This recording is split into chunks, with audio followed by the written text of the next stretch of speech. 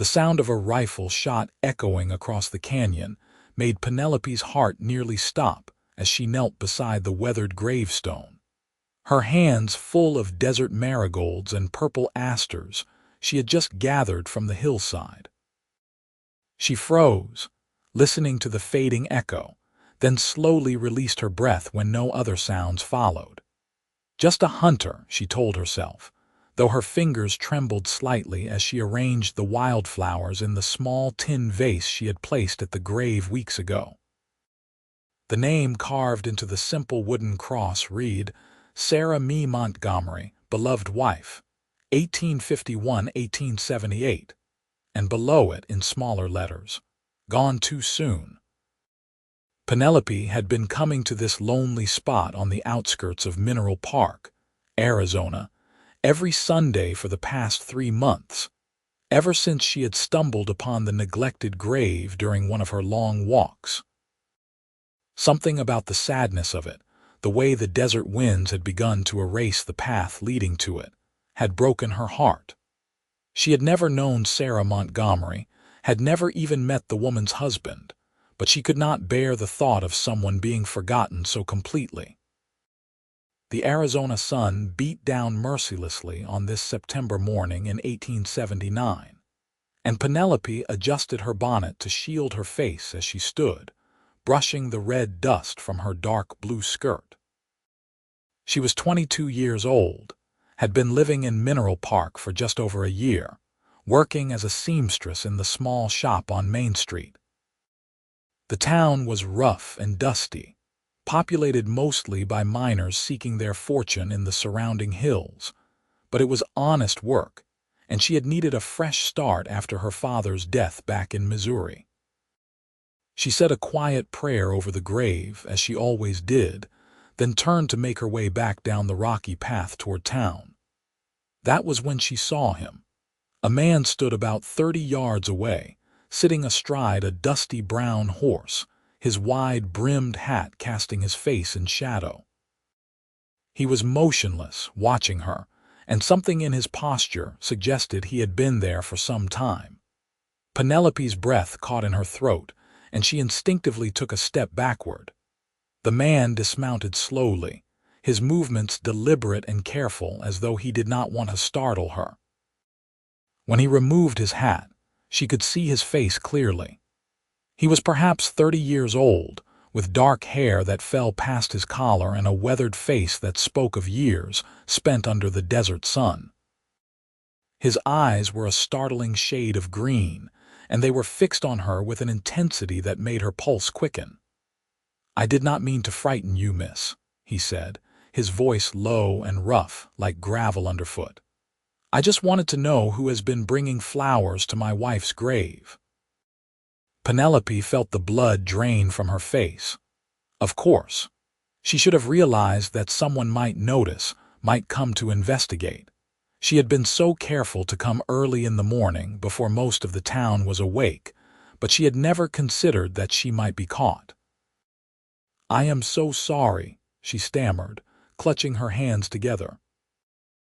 "I know I should have asked permission, but I never knew how to find you, and it just seemed so sad, the grave being all alone out here with no flowers or anything to show that someone cared, and I thought perhaps you had moved away or maybe you did not know where she was buried, and I meant no disrespect. Truly, I did not." She was babbling, she knew, but she could not seem to stop the words from tumbling out. The man's expression was unreadable as he listened, and when she finally fell silent, he stood there for a long moment, just looking at her. "What is your name?" he asked finally. "Penelope. Penelope Sutton." "I am Isaac Montgomery," he said, and there was something in the way he said it that suggested he expected her to recognize the name. When she only nodded politely, his mouth twitched slightly, though whether it was the beginning of a smile or a grimace, she could not tell. "I ranch about 15 miles south of here. I come to visit Sarah every Sunday, usually in the afternoon. I have been seeing the flowers for weeks now, always fresh, always arranged with care. I wanted to know who was showing such kindness to a stranger." She was not a stranger, Penelope said softly. Not anymore. I have been coming here for 3 months now, and I have told her all about my week, about the dresses I am sewing, about the people in town. I suppose that sounds foolish to you. Isaac shook his head slowly, and this time she was certain she saw something soften in his expression. No, it does not sound foolish at all. They stood there in the morning heat, the silence stretching between them, filled only with the distant cry of a hawk circling overhead. Penelope felt she should leave, should excuse herself and let this man grieve in private, but something kept her rooted to the spot. "How long has it been?" she asked quietly. "Since she passed, I mean." "A year and 4 months, Isaac said, and the pain in his voice was so raw, so immediate, that Penelope felt her own throat tighten with unshed tears. Fever took her. 1 week she was healthy and laughing, planning what we would plant in the spring garden, and the next she was burning up, delirious. The doctor from town could not do anything. I sat with her for 3 days, trying to bring the fever down, but in the end, nothing I did mattered. "I am so very sorry," Penelope whispered, and she meant it with every fiber of her being. Isaac looked at her then, really looked at her, and she saw something flicker in those green eyes. "Why do you do it? Bring the flowers, I mean. You never knew her." Penelope considered the question carefully. "I lost my own mother when I was 12, she said finally.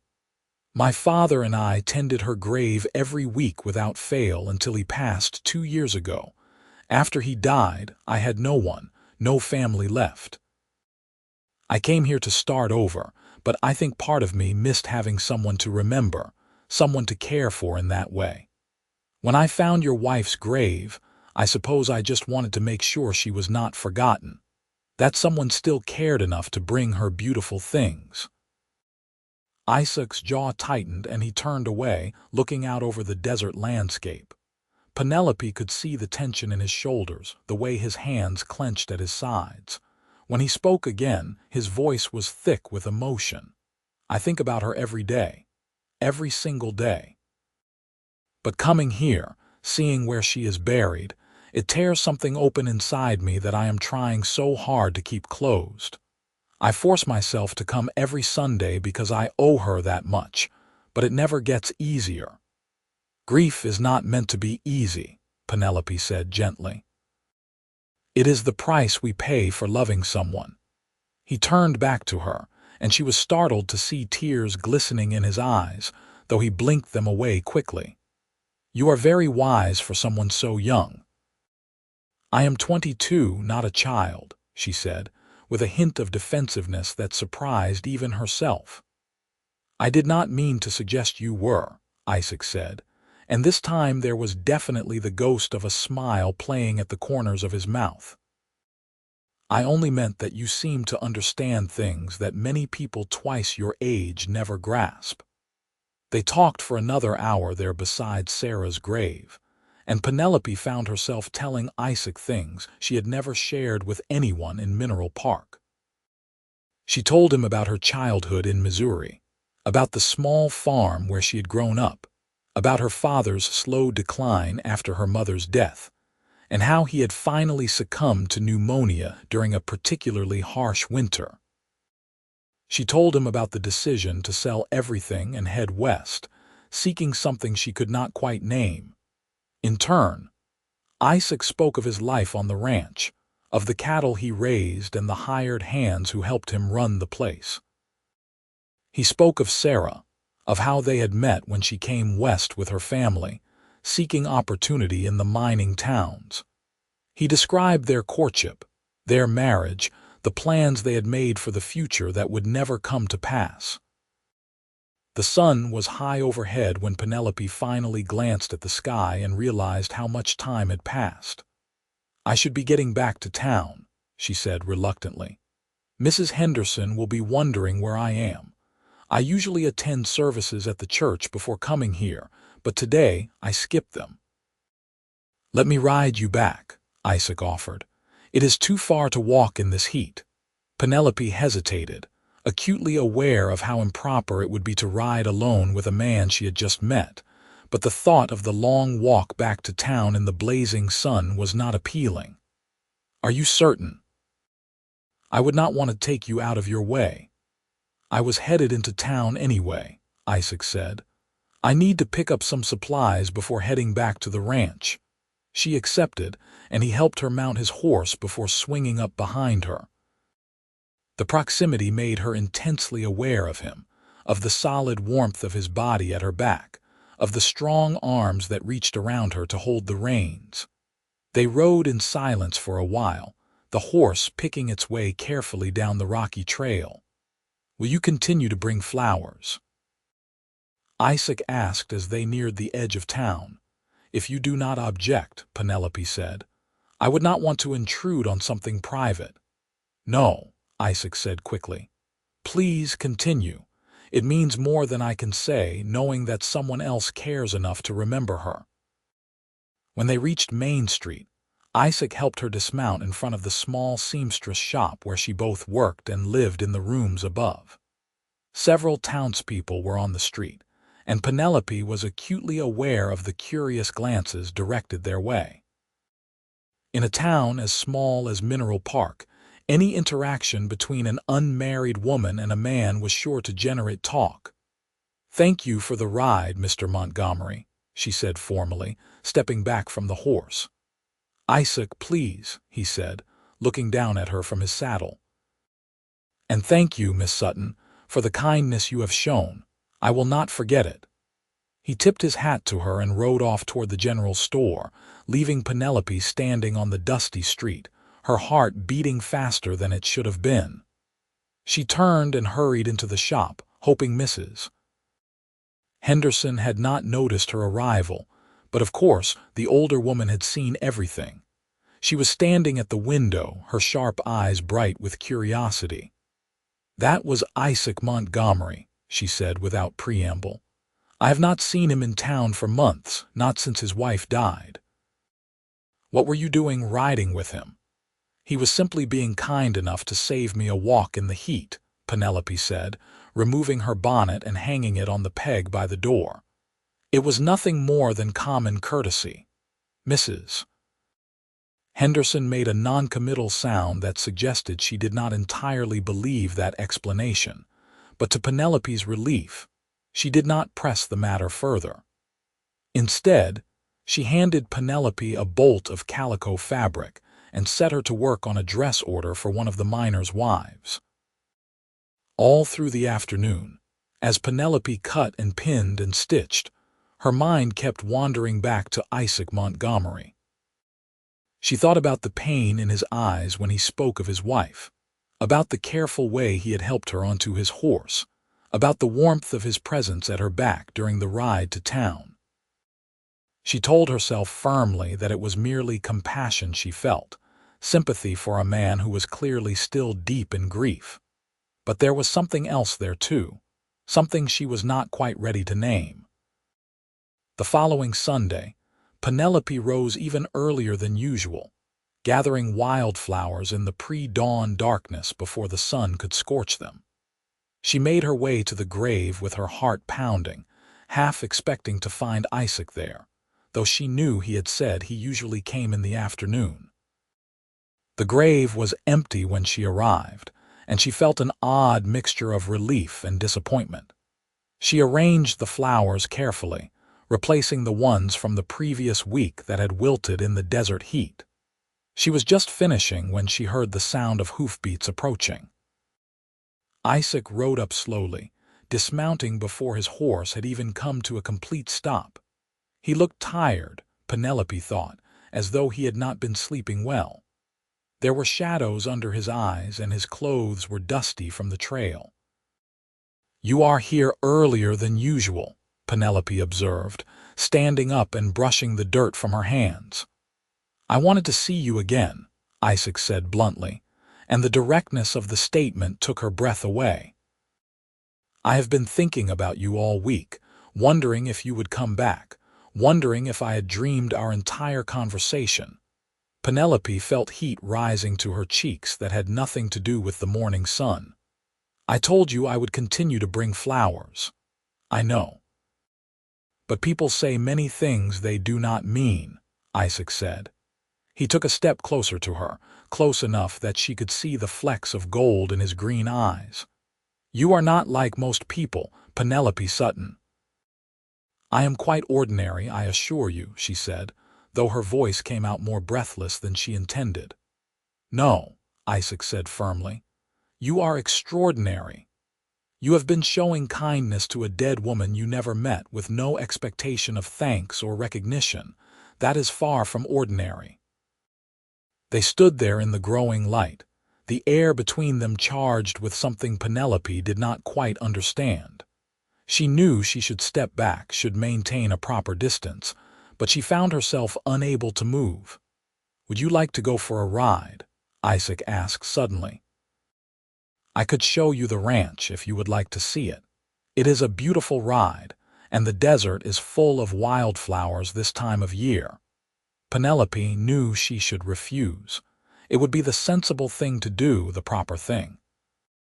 But when she looked into Isaac's eyes and saw the hope there, the tentative reaching out of a man who had been alone for too long, she found herself nodding. I would like that very much. They rode south from Mineral Park, following a trail that wound through rocky canyons and across wide, open plains dotted with sagebrush and Joshua trees. Isaac pointed out landmarks as they went, telling her the names of the distant mountains, showing her where a flash flood had carved a new channel the previous summer. He was a good guide, patient and informative, and Penelope found herself relaxing in his company, laughing at his stories about ornery cattle and the young ranch hand who was terrified of chickens. The ranch, when they finally reached it, was larger than Penelope had expected. A sturdy house built of adobe sat in a small valley, surrounded by corrals and outbuildings. Beyond them, she could see cattle grazing on the scrubland, hundreds of them scattered across the landscape. Sarah and I built the house together, Isaac said as they approached. Well, I built it, but she designed every detail. The windows face east to catch the morning sun. The porch wraps around 3 sides so there is always shade no matter what time of day. She wanted a real home, not just a shelter. There was such love in his voice when he spoke of his wife that Penelope felt her heart constrict. She wondered what it would be like to be loved like that, to be remembered with such devotion even after death. Inside, the house was simple but comfortable. The main room served as both kitchen and living area, with a large stone fireplace dominating one wall. The furniture was handmade but well crafted, and there were small touches everywhere that spoke of a woman's presence. Curtains at the windows, a colorful rag rug on the floor, dried herbs hanging from the ceiling beams. You have kept it just as she left it, Penelope observed, running her fingers lightly over the edge of a rocking chair positioned near the fireplace. I could not bring myself to change anything, Isaac admitted. For the first few months after she died, I kept expecting her to walk through that door, to hear her voice calling me in for dinner. Changing things felt like admitting she was really gone. And now, Penelope asked gently. Isaac was quiet for a long moment. Now I think I am finally starting to accept that she is not coming back, but I still cannot imagine this house being any different than it is. He made them coffee, strong and dark, and they sat on the porch in the shade, watching the cattle move slowly across the rangeland. A cool breeze had picked up, offering relief from the heat, and Penelope found herself completely at peace in this quiet place. Tell me about your work, Isaac said. What is it like being a seamstress? Penelope told him about the shop, about Mrs. Henderson, who owned it, and who had been kind enough to give her a job when she first arrived in town. She described the satisfaction of creating something beautiful from simple fabric, of seeing a woman's face light up when she tried on a dress that fit her perfectly. She also spoke of the challenges, the long hours spent hunched over tiny stitches, the demanding customers who were never quite satisfied. "You have a gift for storytelling," Isaac said when she finished. "I can see it all so clearly, as though I were right there in the shop with you." "My mother used to say I talked too much," Penelope said with a self-deprecating laugh. "There is a difference between talking too much and having something worth saying," Isaac replied. "You definitely have the latter." They talked until the sun was high overhead, and Penelope realized with a start that she had been at the ranch for hours. "I should be getting back," she said reluctantly. "Mrs. Henderson will need help with the week's orders." "Of course," Isaac said, standing up. "Let me ride you back to town." On the return journey, Penelope found herself filled with questions she did not know how to ask. She wanted to know if Isaac had enjoyed their time together as much as she had. She wanted to know if he thought of her as anything more than a kind stranger who brought flowers to his wife's grave. But she kept silent, afraid of the answers she might receive. When they reached Mineral Park, Isaac helped her down from the horse, his hands lingering at her waist for just a moment longer than necessary. "Will you be bringing flowers again next Sunday?" he asked. "Yes," Penelope said. "I always do." "Then I will see you there," Isaac said, and the warmth in his eyes made her pulse quicken. The days that followed seemed to crawl by with agonizing slowness. Penelope threw herself into her work, trying to keep her mind occupied, but she found her thoughts constantly drifting to Isaac. She remembered the way he had looked at her, the sound of his laugh, the gentle strength in his hands. She told herself she was being foolish, that he was still in love with his dead wife, but her heart refused to listen to reason. Sunday morning arrived at last, and Penelope gathered her flowers with trembling hands. She had spent an hour that morning carefully choosing her dress, a simple cotton in pale yellow that she knew brought out the color in her eyes. She told herself it did not matter what she wore, that Isaac would not notice anyway, but she had changed 3 times before finally settling on this one. He was already at the grave when she arrived, standing with his hat in his hands, his head bowed. Penelope hesitated, not wanting to interrupt what was clearly a private moment, but he must have heard her approach because he looked up and smiled. "You came," he said, and there was such relief in his voice that Penelope wondered if he had been afraid she would not. "I told you I would," she said, moving to place the flowers in the vase. They were quiet for a moment, both of them looking down at Sarah's grave. Then Isaac spoke, his voice low and thoughtful. "I have been thinking a lot this week about what Sarah would want for me. She always said life was too precious to waste, that we should grab hold of happiness whenever we could find it. I think she would be angry with me for spending the last year hiding away on the ranch, avoiding the world. Grief takes time," Penelope said. "There is no right or wrong way to mourn someone you loved." "Maybe," Isaac said. "But I think there comes a point when grief becomes an excuse, a way of avoiding the risk of getting hurt again. I do not want to live like that anymore." He turned to face her fully, and the intensity in his gaze made Penelope's breath catch. "I would like to court you, Penelope Sutton, if you will allow it." The world seemed to tilt beneath Penelope's feet. She had hoped, had dreamed, but she had not truly believed it would happen. "Isaac, I do not know if that is wise. Your wife has only been gone a year. People will talk. They will say terrible things about both of us." "Let them talk," Isaac said fiercely. "I spent too many years caring what other people thought, living my life according to their expectations. Sarah taught me that what matters is what is in your heart, not what the neighbors think. And my heart is telling me that you are someone special, someone worth taking a chance on." "But Sarah," Penelope whispered, "how can I possibly compete with her memory?" Isaac reached out and gently took her hand, his calloused fingers warm against her skin. You are not competing with anyone. Sarah was my past, and I will always love her for the time we had together. But you, Penelope, you could be my future, if you are willing. Penelope felt tears prick at her eyes. She thought about all the reasons she should say no, about the scandal it would cause, about the complications and difficulties that lay ahead. But when she looked into Isaac's eyes and saw the hope and vulnerability there, she knew there was only one answer she could give. Yes, she said softly.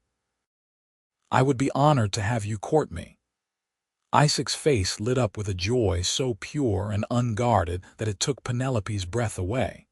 He lifted her hand to his lips and pressed a gentle kiss to her knuckles, a gesture so tender and old-fashioned that it made her heart melt. You have made me happier than I have been in a very long time, he said. They spent the rest of the morning together, walking through the desert and talking about everything and nothing. Isaac told her about his childhood in Texas, about how he had come to Arizona seeking adventure and found a home instead. Penelope shared more stories about her life in Missouri, about the books she loved to read, and the dreams she had harbored as a young girl.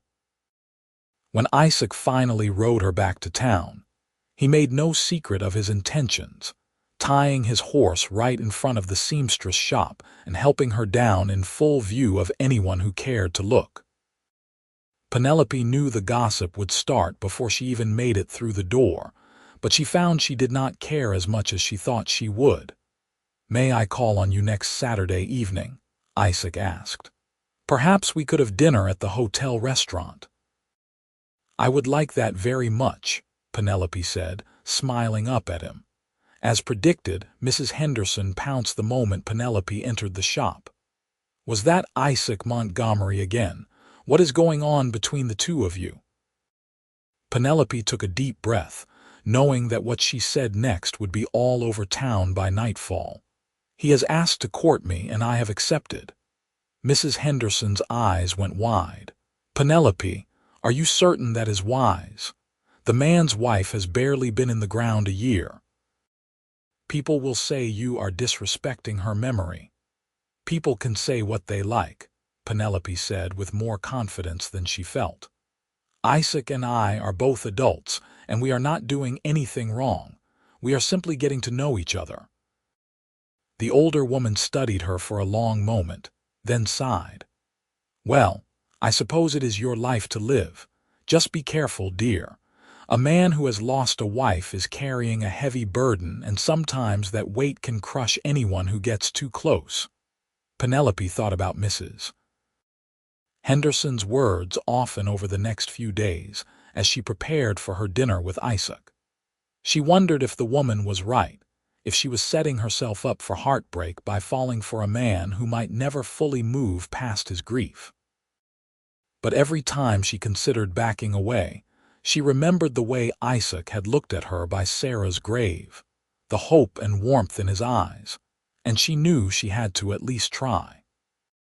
Saturday evening arrived, and Penelope dressed carefully in her best gown, a soft green cotton with delicate embroidery at the collar and cuffs. She had spent the previous evening pressing it carefully and had woken early to curl her dark hair with heated irons. When she looked at herself in the small mirror above her washstand, she saw a young woman with bright eyes and flushed cheeks, almost unrecognizable from the lonely, grief-stricken girl who had arrived in Mineral Park a year ago. Isaac arrived precisely on time, looking handsome in clean clothes and with his hair freshly trimmed. He carried a small bouquet of wildflowers, which he presented to her with a slightly sheepish expression. I know they are not as fancy as the roses they sell at the general store, but I thought you might appreciate these more. They are perfect, Penelope said, genuinely touched. She recognized several of the varieties from her own flower-gathering expeditions. The hotel restaurant was the finest establishment in Mineral Park, which was not saying much given the town's small size and rough character. But the owner had made an effort to create a sense of refinement, with white tablecloths and actual china plates instead of tin. Several other diners were present, and Penelope felt their curious stares as Isaac led her to a table near the window. They ordered steak and potatoes, and as they waited for their food to arrive, they fell into easy conversation. Isaac asked about her week, listening with genuine interest as she described a particularly difficult customer who had changed her mind about a dress pattern 3 times. In turn, he told her about a problem he was having with coyotes preying on his cattle, and the creative solution one of his ranch hands had devised involving bells and strategically placed lanterns. "You really love the ranch, don't you?" Penelope observed, watching the way his face came alive when he talked about his work. "It is the only life I have ever known," Isaac said. "My father was a rancher and his father before him. I cannot imagine doing anything else. There is something about working with the land, with the animals, that feels right to me in a way nothing else ever has." "Sarah must have loved it too," Penelope said carefully, unsure if mentioning his wife was appropriate but not wanting to pretend she had never existed. Isaac's expression grew thoughtful. "She did, though it took her some time to adjust. She grew up in the city in St. Louis, and ranch life was very different from what she was used to. But she learned to love the wide open spaces, the silence of the desert, the way the stars look at night when there are no city lights to dim them." "It must have been hard for her making such a big change," Penelope said. "It was," Isaac agreed, "but Sarah was brave. She never complained, even when things were difficult. She just rolled up her sleeves and figured out how to make it work." There was admiration in his voice, but also sadness, and Penelope felt a pang of sympathy for both of them, for the life they had built together and the future that had been stolen from them. Their food arrived, and they ate slowly, savoring both the meal and the company. Penelope found herself relaxing more and more as the evening wore on. Isaac was easy to talk to, with a dry sense of humor that caught her off guard and made her laugh in a way she had not done in far too long. After dinner, Isaac walked her back to the seamstress shop, their steps slow as they prolonged the evening.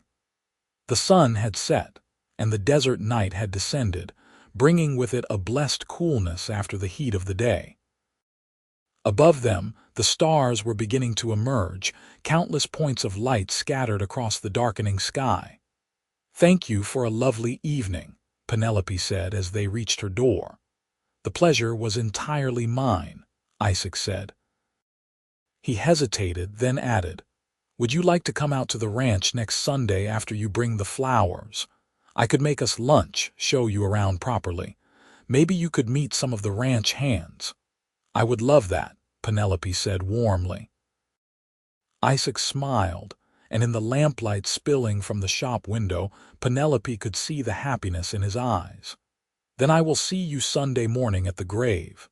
He tipped his hat to her and turned to leave, but Penelope surprised herself by reaching out and catching his hand. "Isaac, wait." He turned back, looking at her with a question in his eyes. "I just wanted to say that I am glad you asked to court me. I know this is complicated, and I know there will be challenges ahead, but I think you are worth it."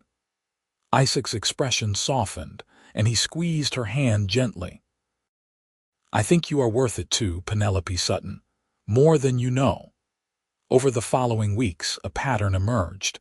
Every Sunday, Penelope would gather wildflowers and meet Isaac at Sarah's grave. They would spend a few quiet moments there, sometimes talking, sometimes simply standing together in companionable silence. Then they would ride out to the ranch, where Penelope was gradually becoming a familiar presence. The ranch hands, a collection of rough but good-hearted men ranging in age from 18 to 60, treated her with a respectful curiosity that gradually warmed into acceptance. They seemed pleased to see their boss smiling again, to hear laughter echoing from the ranch house. Penelope learned the rhythms of ranch life, the early mornings and long days, the constant work required to keep everything running smoothly. Isaac taught her to ride properly, patiently correcting her posture and showing her how to communicate with her horse through subtle shifts of weight and gentle pressure. She proved to be a quick learner, and soon she was riding out with him to check on the cattle, her initial nervousness giving way to exhilaration as she galloped across the open rangeland. In town, the gossip about their courtship raged for a while before eventually dying down to sporadic whispers. Some people, like Mrs. Henderson, were cautiously supportive. Others, particularly some of the older women who attended the church religiously, were openly disapproving. Penelope heard the whispers when she walked down the street, saw the way some people's eyes lingered on her with judgment or pity. The worst incident came about 6 weeks into their courtship, when Penelope was confronted outside the general store by Mrs. Abigail Crawford, one of the town's most prominent gossips. The woman was in her 50s, with a pinched face and a voice like grinding metal. "You should be ashamed of yourself," Mrs. Crawford said loudly, drawing the attention of everyone on the street. "Carrying on with a married man."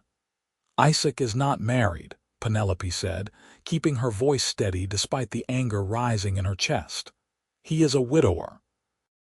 "His wife has been dead barely more than a year," Mrs. Crawford snapped. "A decent man would mourn for at least 2 years before even thinking about courting again, and a decent woman would not encourage such behavior. A decent woman would not stand on the street hurling insults at people she barely knows," Penelope retorted, her temper finally breaking through. "Isaac Montgomery is a good man who has suffered a terrible loss. He has every right to seek happiness again, and I have every right to allow him to court me. What we do is none of your concern." She pushed past Mrs. Crawford and into the general store, her hands shaking with anger and hurt. The store owner, a kind man named Mr. Peterson, gave her a sympathetic look, but said nothing. That evening, Isaac came to town unexpectedly, arriving at the seamstress shop just as Penelope was closing up. One look at his face told her that he had heard about the confrontation. "I am so sorry," he said without preamble. "I should have known this would happen, that people would say cruel things. If you want to end this, I would understand." "End it?" Penelope said, surprised. "Why would I want to do that?" "Because I am bringing you nothing but trouble and gossip," Isaac said, his frustration evident. "You deserve better than that." Penelope reached up and gently touched his face, feeling the rough stubble beneath her fingertips. "What I deserve is to make my own choices about my own life. And I choose you, Isaac Montgomery. I choose to spend time with a man who makes me laugh, who treats me with respect and kindness, who shares his hopes and dreams with me. If some narrow-minded busybodies cannot understand that, then that is their problem, not ours." Isaac caught her hand and pressed it against his cheek, closing his eyes. "You are so much stronger than I am." "No," Penelope said softly. "I am just tired of letting other people's opinions dictate my happiness. I lost too many years to grief and loneliness. I am not going to lose any more." Isaac opened his eyes and looked at her with such tenderness that it made her heart ache. "I am falling in love with you, Penelope. I think I have been since the first moment I saw you at Sarah's grave, surrounded by wildflowers, saying prayers for a woman you never met." Penelope felt tears spring to her eyes. "I am falling in love with you too. It terrifies me, but it is true." "Why does it terrify you?" Isaac asked gently. "Because I am afraid of losing you," Penelope admitted. "I have lost everyone I ever loved, my mother, my father. What if I lose you too?" Isaac pulled her into his arms, holding her close against his chest. She could hear the steady beat of his heart, feel the warmth of his body through the fabric of their clothes. "You cannot live your life afraid of loss," he murmured into her hair. Sarah taught me that. She said that love is always a risk, but it is a risk worth taking because the alternative is living half a life, never fully experiencing joy or connection or passion. She sounds like she was a wise woman, Penelope said, her voice muffled against his shirt. She was, Isaac agreed. And I think she would have liked you very much. They stood there in the fading light, holding each other, and Penelope felt something shift inside her. The fear was still there, but it was no longer the dominant force. Instead, she felt hope, bright and warm and impossible to deny. As autumn deepened into winter, their relationship continued to grow and strengthen. Isaac began staying in town on Saturday nights, renting a room at the hotel so he could spend both Saturday evening and all-day Sunday with Penelope. They attended church services together, sitting side by side in the pew and ignoring the stares and whispers. They had meals at the restaurant, went for long walks in the desert, and spent quiet evenings on the porch of the ranch house, wrapped in blankets against the chill, watching the stars wheel overhead. Penelope continued to bring flowers to Sarah's grave every Sunday, and Isaac always joined her there. It became a ritual, a way of honoring the past while embracing the future. Sometimes Penelope talked to Sarah, telling her about her week, sharing little details of her growing relationship with Isaac. She liked to think that Sarah approved, that the woman's spirit was at peace knowing that the man she had loved was finding happiness again. It was a cold Sunday morning in late November when Isaac surprised Penelope by arriving at the grave with a small wooden box in his hands. She had just finished arranging a bouquet of late-blooming desert flowers, their colors muted but still beautiful in the winter light. "I have something I want to show you," Isaac said, his expression serious. "Something I have been carrying around for the past week, trying to decide if I was ready." He opened the box, and Penelope saw that it contained letters, dozens of them, tied together with faded ribbon. "These are letters Sarah wrote to me during our courtship," Isaac explained. "After she died, I could not bring myself to read them. It hurt too much. But last week I finally opened them." "And?" Penelope asked gently. "And there was one letter that she wrote just before our wedding, a letter she told me to save and read if anything ever happened to her." Isaac pulled out a single sheet of paper, the ink slightly faded but still legible. "I want to read it to you if that is all right." Penelope nodded, not trusting herself to speak. Isaac cleared his throat and began to read, his voice thick with emotion. "My dearest Isaac, if you are reading this, then I am gone and you are alone. My heart breaks thinking of the pain you must be feeling, but I need you to know something important. Life is meant to be lived, not endured. If you have the chance to love again, to find happiness with someone new, please do not let guilt or grief hold you back. I loved you with all my heart, and because I loved you, I want you to be happy, even if that happiness comes with someone else. Do not mourn me forever. Remember me with joy and then move forward. Live fully, love deeply, and know that wherever I am wishing you every happiness." By the time Isaac finished reading, there were tears streaming down both their faces. Penelope felt as though Sarah herself had given them permission, had blessed their relationship from beyond the grave.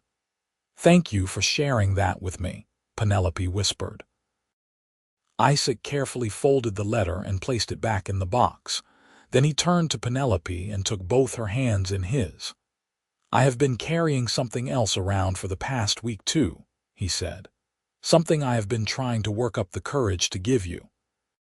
He reached into his pocket and pulled out a small velvet pouch. Penelope's heart began to race as she realized what was happening.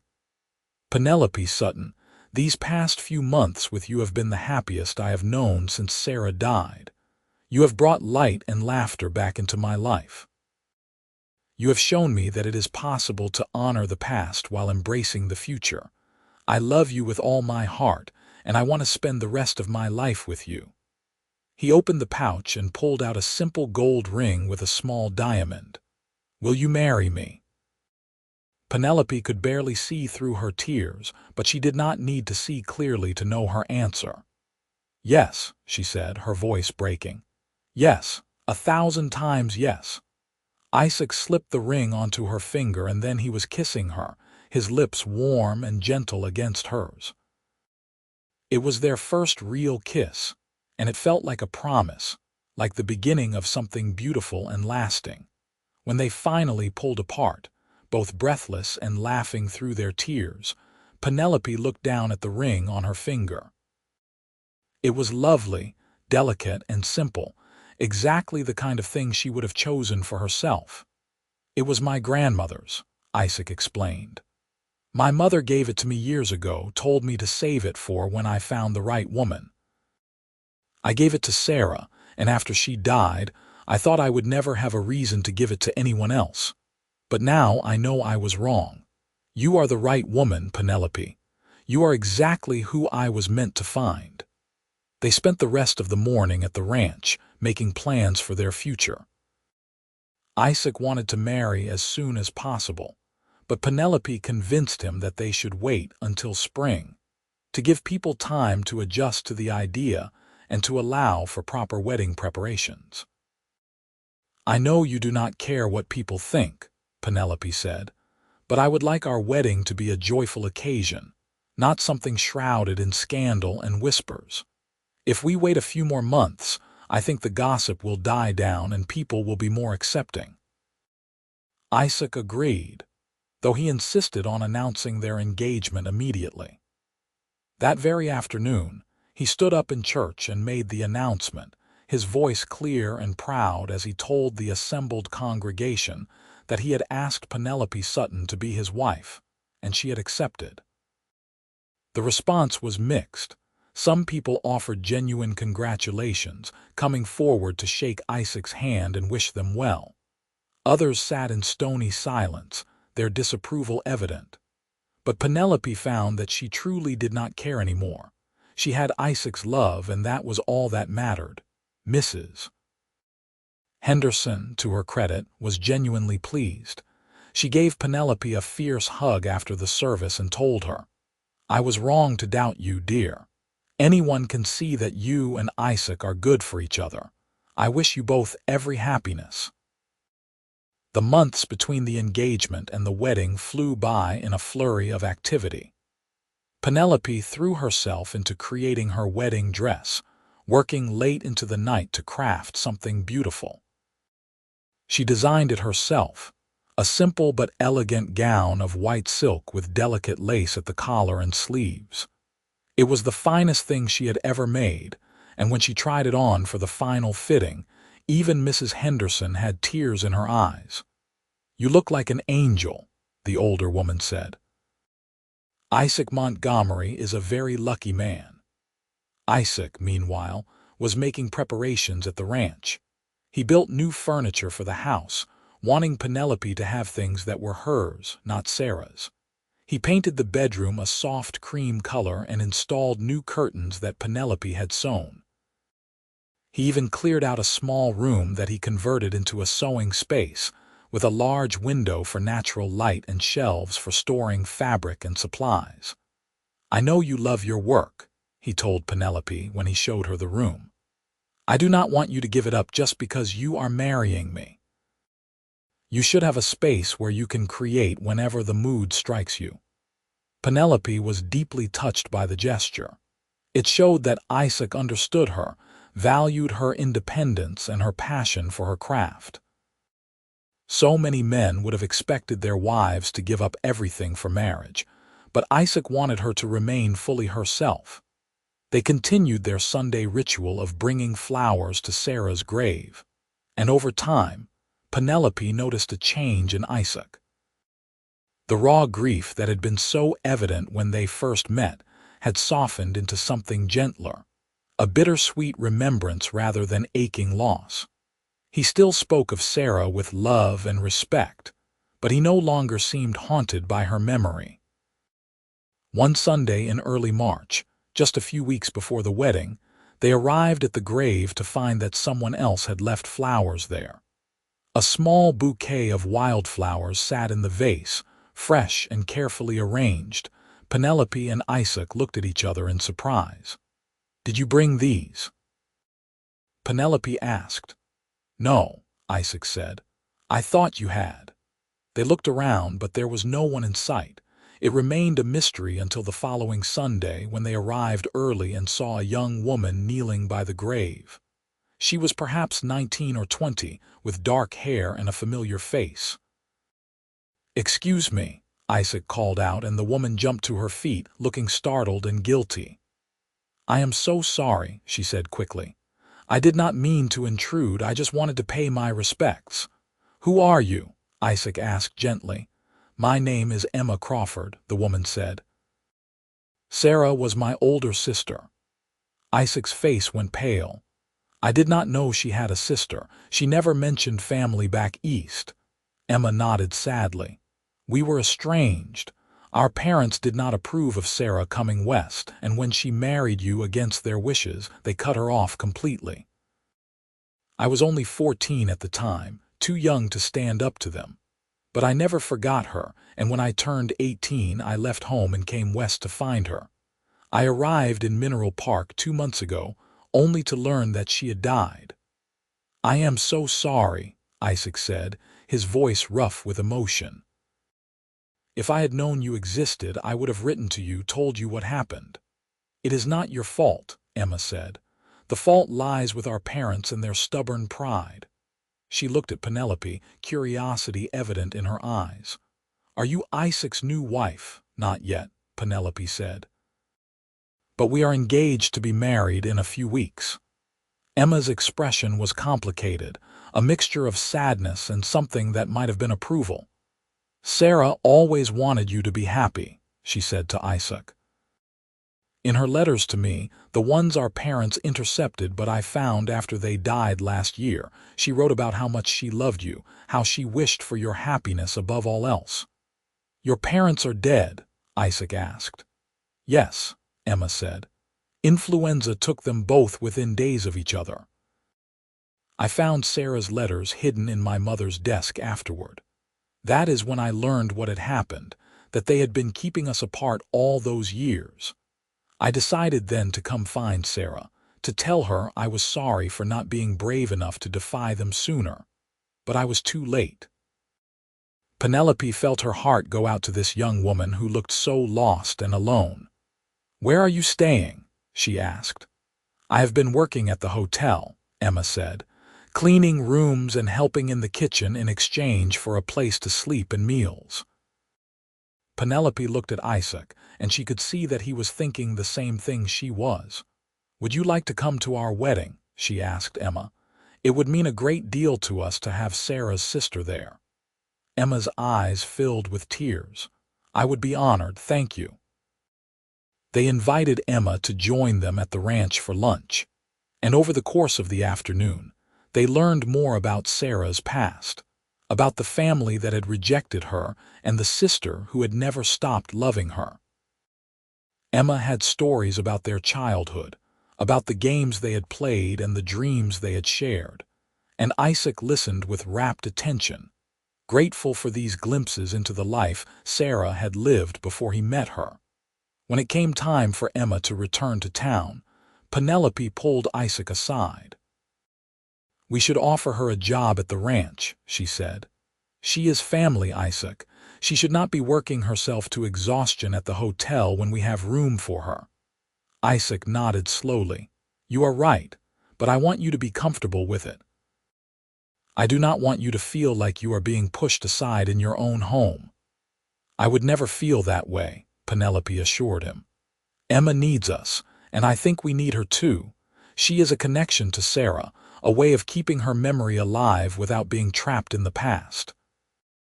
They offered Emma the position that very day, and she accepted with tears of gratitude. She moved to the ranch a week later, taking over one of the smaller bedrooms and immediately making herself useful. She had a gift for cooking, and soon the ranch hands were raving about the meals she prepared.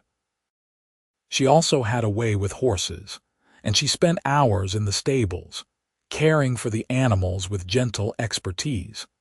Penelope found herself growing close to Emma, appreciating the younger woman's quiet strength and her sharp sense of humor.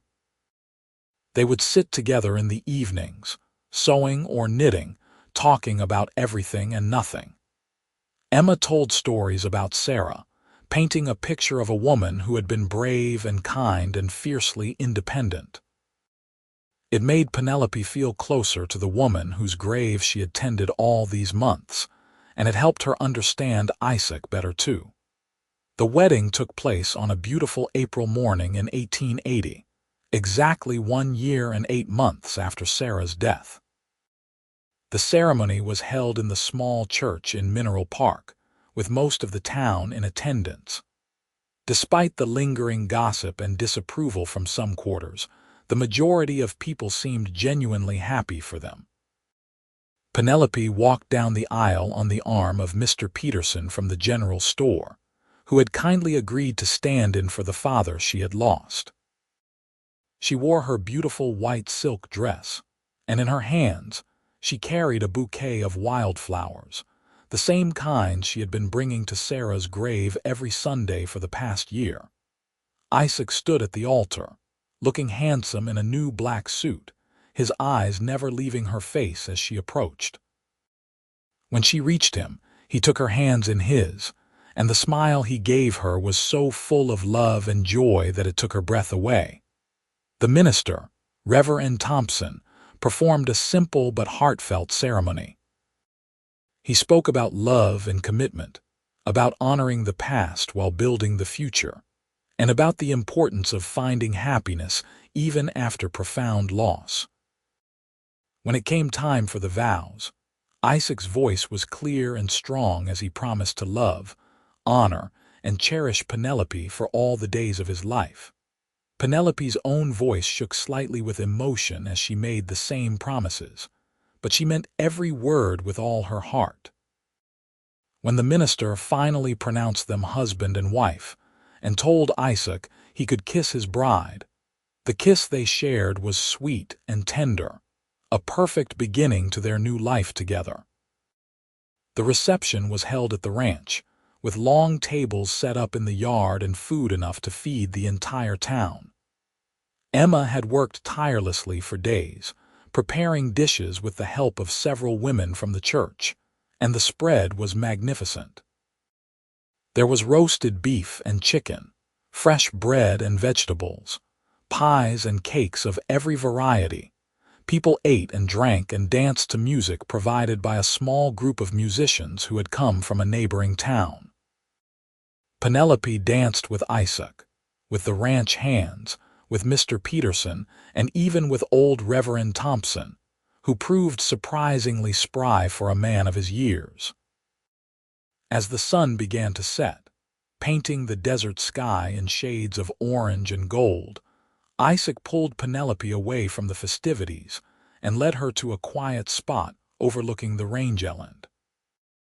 In the distance, they could see the cattle grazing peacefully, and above them, the first stars were beginning to appear. "Are you happy, Mrs. Montgomery?" Isaac asked, wrapping his arms around her from behind. Penelope leaned back against him, feeling the solid warmth of his body, the steady beat of his heart. "Happier than I ever thought possible," she said truthfully. "You have given me a home, a family, a purpose. You have given me everything." "You have given me the same," Isaac said, pressing a kiss to her temple. "You brought me back to life, Penelope. Before I met you, I was just going through the motions, existing but not really living. You showed me that it was possible to love again, to hope again." They stood there in the gathering darkness, holding each other, and Penelope thought about the journey that had brought them to this moment. She thought about the lonely grave she had discovered, about the wildflowers she had gathered week after week, never imagining that such a simple act of kindness would change her life so completely. The months that followed their wedding were some of the happiest of Penelope's life. She settled into her role as Isaac's wife, and the mistress of the ranch with surprising ease. The work was hard, but it was satisfying in a way that seamstress work had never quite been. She loved being out in the open air, loved the sense of accomplishment that came from seeing the results of her labor in the thriving cattle, the well-maintained buildings, the garden that she and Emma planted and tended together. She continued to bring flowers to Sarah's grave every Sunday, and Isaac always came with her. Sometimes Emma joined them, and the three of them would stand together, honoring the memory of the woman who had brought them all together in different ways. As spring turned to summer, Penelope began to suspect that she was pregnant. She waited until she was certain before telling Isaac, wanting to be sure before getting his hopes up. When she finally told him one warm June evening as they sat on the porch watching the sunset, his reaction was everything she could have hoped for. "Are you certain?" he asked, his voice hushed with wonder. "As certain as I can be without seeing a doctor," Penelope said. "But all the signs are there.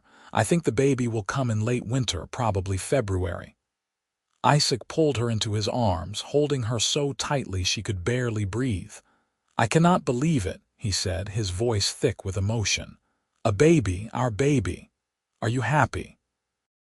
Penelope asked, though she could already see the answer in his eyes. "Happy does not even begin to describe what I am feeling," Isaac said. "Grateful, blessed, terrified, all of it at once."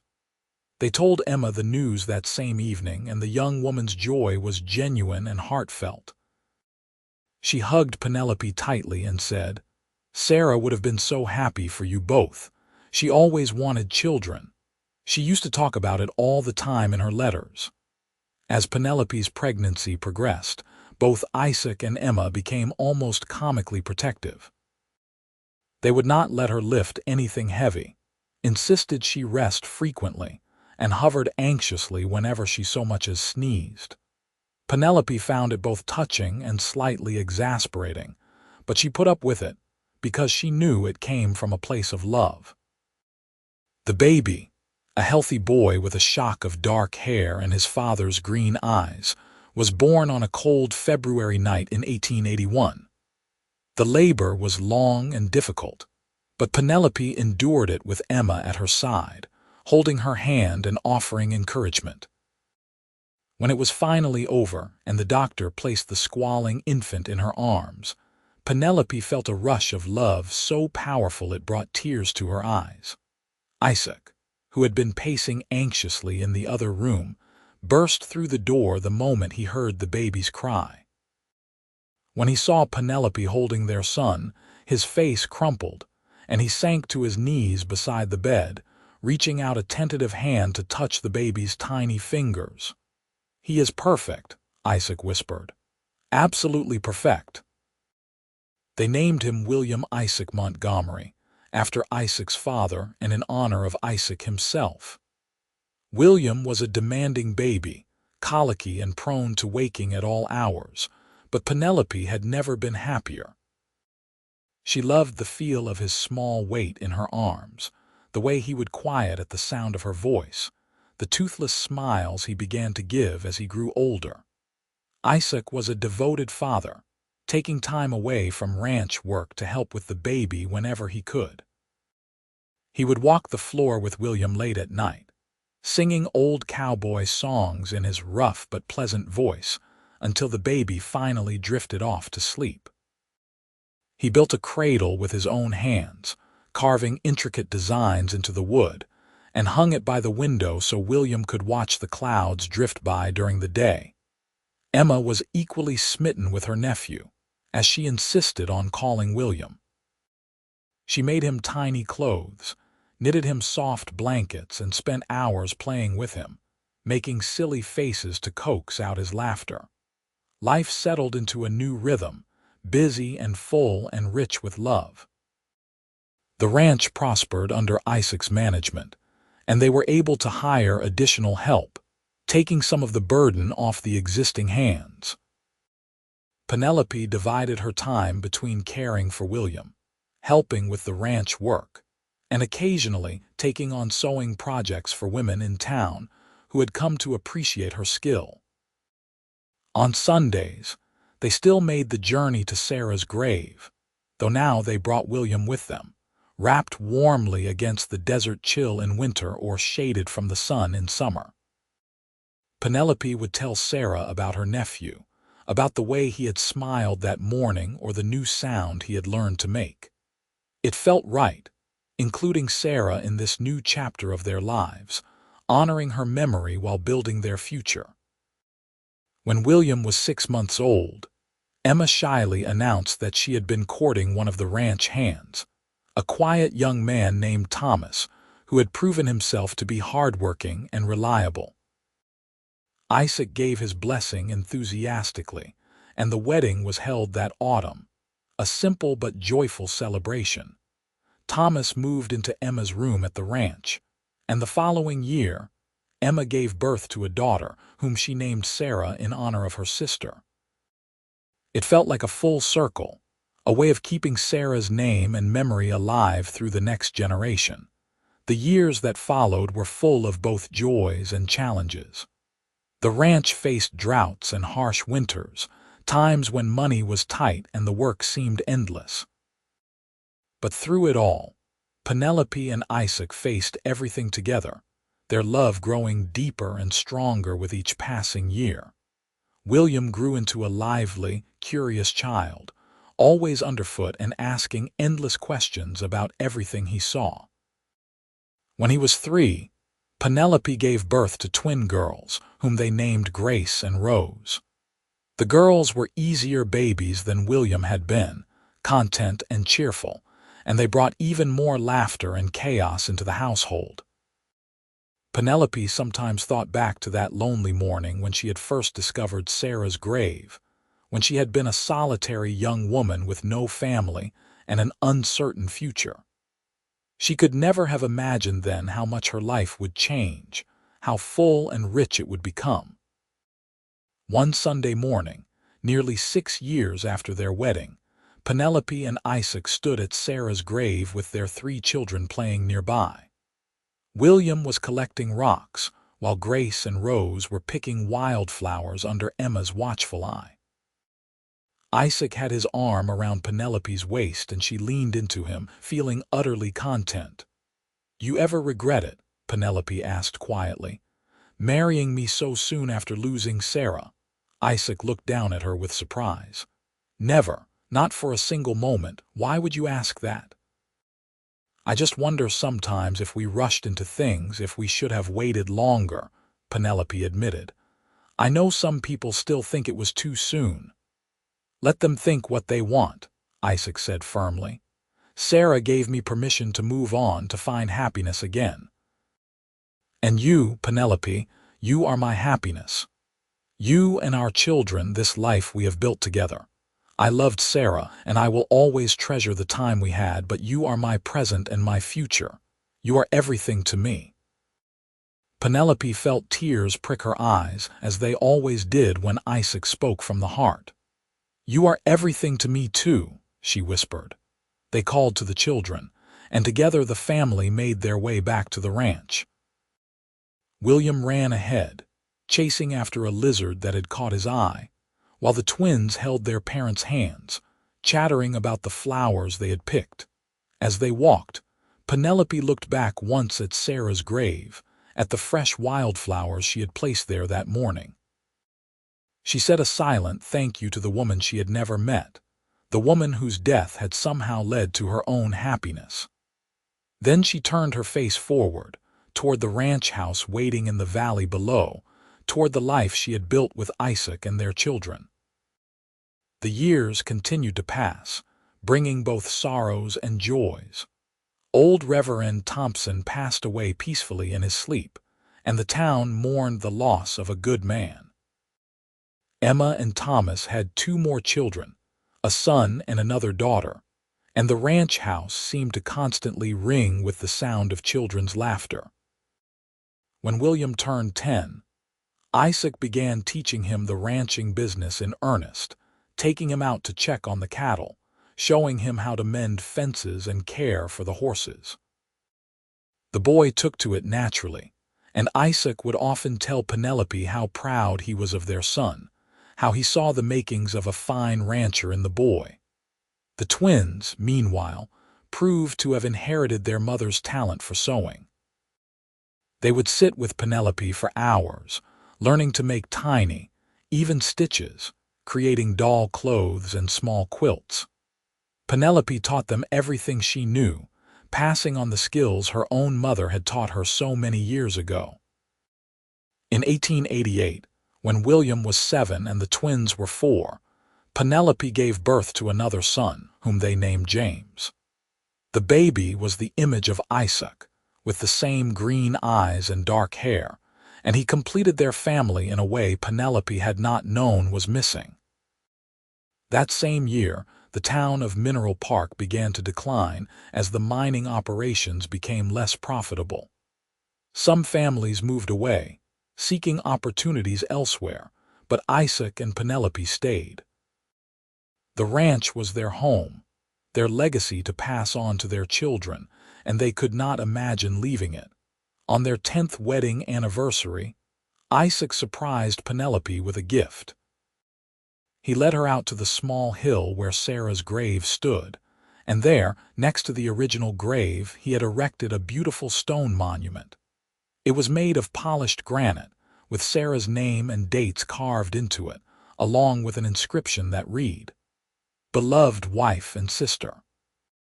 Her memory lives on in the love she left behind. "I wanted her to have something permanent," Isaac explained. "Something that would last long after we are all gone. She deserves to be remembered." Penelope wrapped her arms around her husband, loving him even more for his thoughtfulness and his respect for the woman who had come before her. "It is beautiful," she said. "Sarah would have loved it." They stood there together, hand in hand, looking at the monument. Then Isaac pulled something from his pocket, a small envelope. "I wrote her a letter," he said quietly. "I wanted to tell her about our life, about you and the children, about everything she has missed. I am going to bury it here, next to her grave." He dug a small hole with his hands and placed the envelope inside, covering it back up with earth. It was a private gesture, a final goodbye to the past, and a full embrace of the present and future. As they walked back to the ranch, their children running ahead of them, Penelope thought about all the Sundays she had spent bringing flowers to that grave, never knowing where it would lead. She thought about the twisting path that had brought her and Isaac together, about the love that had grown from grief and loss. The children grew older, each developing their own personalities and dreams. William proved to be a natural leader, taking on more and more responsibility at the ranch as he matured. The twins, Grace and Rose, were inseparable, finishing each other's sentences and always getting into mischief together. James was the baby, adored by his older siblings and spoiled by everyone. When William turned 18 in 1896, he told his parents that he wanted to attend agricultural college, to learn new methods and techniques that could help the ranch thrive. Isaac was initially hesitant, not wanting his son to leave, but Penelope encouraged it. "Let him go," she told Isaac. "Let him learn and grow and become his own man. He will come back to us, and when he does, he will have knowledge and skills that will benefit the entire family." Isaac agreed reluctantly, and William left for college that fall. His letters home were full of excitement about everything he was learning, and Penelope could hear the joy in his words. She missed him terribly, but she was proud of the young man he was becoming. The twins, when they turned 16, announced that they wanted to open a dress shop in what remained of Mineral Park. The town had shrunk considerably, but there were still enough people to support such a business. Penelope helped them get started, sharing her patterns and techniques, and the shop became a modest success. Through all these changes, Penelope and Isaac's love remained constant. They still made time for each other, still took long rides through the desert. still sat on the porch in the evenings talking about their day. The passion of their early courtship had mellowed into something deeper and more enduring, a partnership built on mutual respect, shared history, and unwavering commitment. On their 20th wedding anniversary in 1900, Isaac took Penelope back to the spot where they had first met, at Sarah's grave. The monument he had erected years before still stood tall and proud, and Penelope's wildflowers, which she still brought every Sunday without fail, brightened the desert landscape. 20 years, Isaac said, shaking his head in wonder. Sometimes it feels like just yesterday that I saw you standing here with flowers in your hands, and sometimes it feels like we have always been together. I know what you mean, Penelope said, taking his hand. These have been the best years of my life, Isaac, every single one of them. Mine too, Isaac said. He pulled her close and kissed her, and even after 20 years of marriage, the touch of his lips still made her heart race. They stood there for a long time, holding each other, thinking about the journey they had taken together. So much had changed since that first meeting, but some things remained the same. Penelope still brought flowers every Sunday. Isaac still grieved for Sarah, though the grief had softened into gentle remembrance. And they still loved each other with a depth and intensity that had only grown over the years. As they grew older, they began to slow down, taking on less of the physical ranch work and relying more on their children and hired hands. William returned from college with a degree and a wealth of new ideas, and he and Isaac worked together to modernize the ranch operations. The twins married good men from neighboring ranches, though they continued to run their dress shop. James, when he came of age, surprised everyone by announcing he wanted to be a doctor, and he left for medical school in the East. Grandchildren began to arrive, filling the ranch house with noise and laughter once again. Penelope loved being a grandmother, loved spoiling the little ones, and then sending them back to their parents when they became too much to handle. Isaac proved to be an indulgent grandfather, carving toys and telling stories, always ready with a kind word or a piece of candy. Emma and Thomas remained at the ranch, their children growing up alongside Penelope and Isaac's. The two families became so intertwined that it was sometimes hard to remember they had not always been together. Emma had aged into a kind, capable woman who managed the household with quiet efficiency. She still tended Sarah's grave along with Penelope and Isaac, the three of them united by their love for the woman whose memory had brought them together. In 1910, when Penelope was 53 and Isaac was 61, they celebrated their 30th wedding anniversary with a large party at the ranch. All of their children came, along with the grandchildren, and what seemed like half the population of Mineral Park and the surrounding ranches. There was food and music and dancing, and Penelope felt her heart swell with gratitude for the life she had been given. Late in the evening, after most of the guests had gone home, Isaac led Penelope out to their favorite spot on the porch.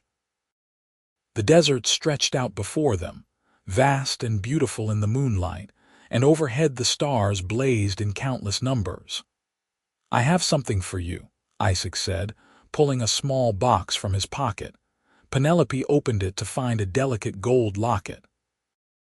Inside were two tiny photographs, one of Sarah and one of Penelope herself. "I wanted you to have this," Isaac explained. "Both of you have been such important parts of my life. Sarah gave me love and taught me what it meant to build a life with someone. You took that broken man and put him back together, gave him a reason to keep going. I owe everything I am to both of you." Penelope felt tears streaming down her face as she looked at the locket. "It is perfect," she whispered. "Thank you, my love." They sat together in the moonlight, holding hands and reflecting on the 3 decades they had spent together. There had been hard times, certainly. Years of drought, sick cattle, children's illnesses, the constant worry that came with ranching in the harsh Arizona desert. But there had been so much joy too.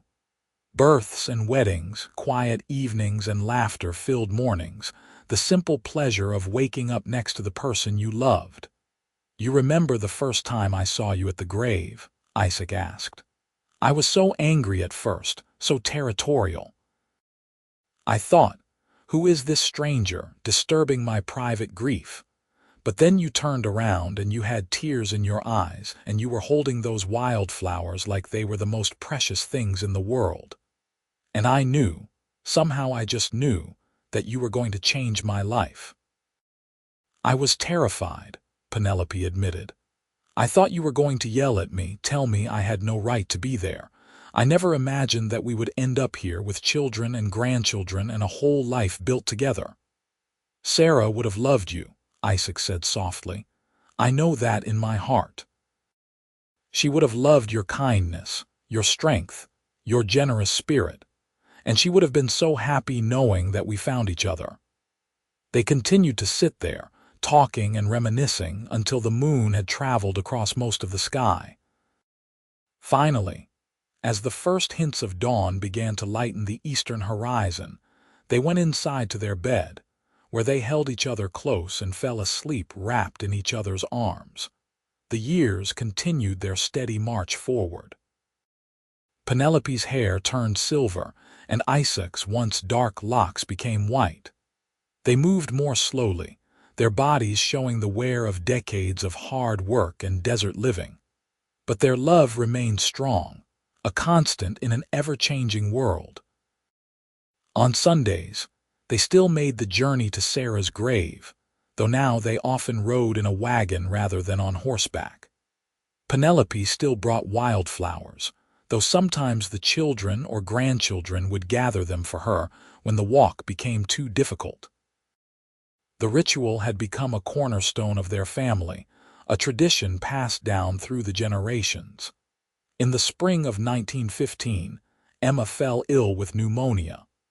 Despite James's best efforts, for he had returned to practice medicine in the area, she did not recover. She died peacefully, with Thomas at her side and Penelope holding her hand. Her last words were of Sarah, saying that she would finally get to see her sister again. They buried Emma next to Sarah, placing a matching granite monument to mark her grave. It seemed fitting that the two sisters should rest side by side, reunited at last after so many years of separation. Thomas grieved deeply for his wife, but he continued to live at the ranch, unable to imagine being anywhere else. His children and grandchildren surrounded him with love, and slowly, the raw wound of Emma's loss began to heal. Penelope and Isaac marked their 40th wedding anniversary in 1920, a milestone that seemed almost miraculous to them both.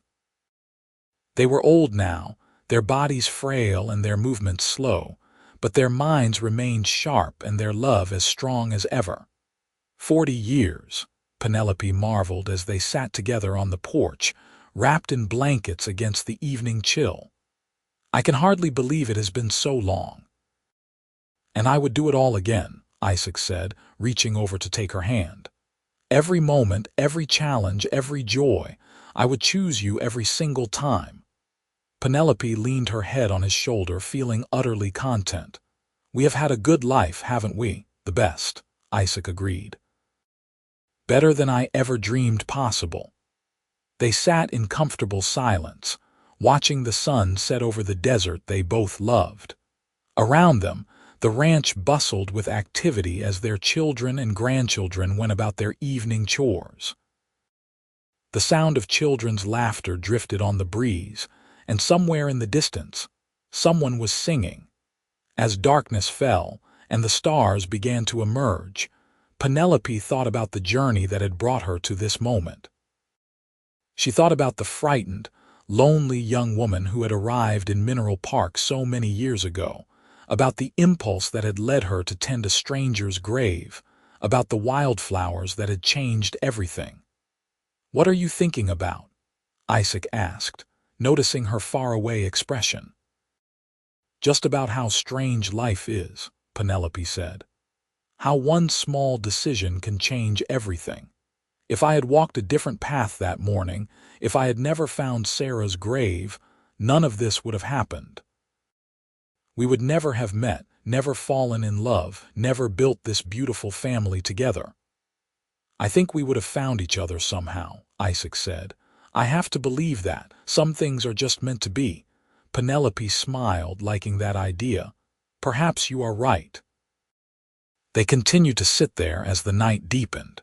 Two old people who had loved each other well and built a life together that would endure long after they were gone. Eventually, the chill became too much, and they went inside to the warmth of their home, to the bed where they had shared so many nights, to the comfort of each other's presence. Isaac Montgomery passed away peacefully in his sleep in the winter of 1922, at the age of 73. Penelope woke that morning to find him still and cold beside her, his face peaceful, as though he had simply drifted away in his dreams. She did not cry at first, simply sat there holding his hand, memorizing every detail of his beloved face. The funeral was huge, with people coming from miles around to pay their respects to a man who had been respected and loved by everyone who knew him. They buried him next to Sarah, placing his monument on her other side. It seemed right, Penelope thought, that he should rest between the two women he had loved. After Isaac's death, Penelope moved through her days in a haze of grief. The pain was different from what she had felt when her parents died, deeper and more encompassing, because Isaac had been such an integral part of her life for so long. But she was not alone in her grief. Her children surrounded her with love and support, and the grandchildren kept her busy and gave her reasons to smile. On the first Sunday after Isaac's death, Penelope made the journey to the graves. She brought wildflowers, as she always had, but now she placed them on 3 graves instead of 1. She arranged flowers for Sarah, for Emma, and for Isaac, and she sat on the ground between Isaac and Sarah's monuments and talked to them both. "I know you are together now," she said softly. "The 3 of you reunited. Emma was so happy to see Sarah again, and now you have found them both, Isaac. I hope you are at peace, my love. I hope you know how much you meant to me, how much you changed my life." She sat there for a long time, until the sun was high overhead and the heat became too much. Then she made her way slowly back to the ranch, to the life that continued even in Isaac's absence. Penelope lived for another 8 years after Isaac's death, surrounded by her loving family. She became the matriarch of the Montgomery clan, the keeper of stories and traditions, the link between past and present. She told her grandchildren and great-grandchildren about their grandfather, about the love she and Isaac had shared, about the wildflowers that had brought them together.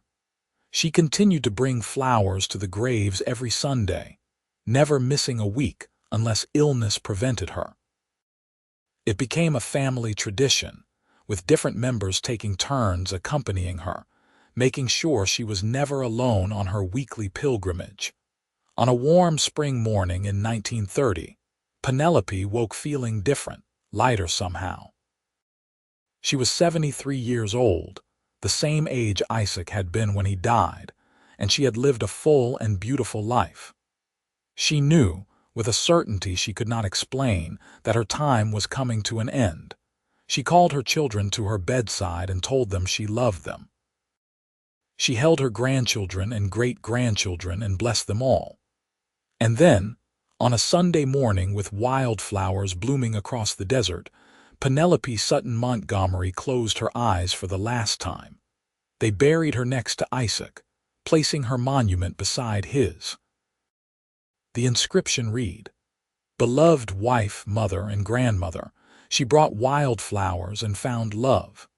The family continued the tradition she had started, bringing wildflowers to the graves every Sunday. Through the generations, the story was passed down of the cowboy who had lost his wife and the seamstress who had tended a stranger's grave, of the love that had grown from that simple act of kindness. And always, there were wildflowers on those graves, a living tribute to a love that had transcended grief and loss, a love that endured beyond death itself, a love that had built a legacy carried on through children and grandchildren, and all those who came after, remembering and honoring the extraordinary love story that had begun with wildflowers on a lonely desert grave.